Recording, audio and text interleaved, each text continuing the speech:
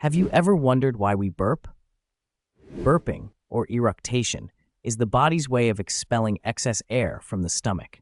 This air can be swallowed while eating or drinking too quickly, chewing gum, or even talking. The stomach releases this air to relieve pressure through the esophagus and out of the mouth. Burping can be triggered by certain foods and drinks, especially carbonated beverages, which increase gas in the stomach. Conditions like acid reflux or aerophagia, swallowing too much air, can also cause frequent burping. It's a natural, harmless process and a sign that your digestive system is working to maintain a balance.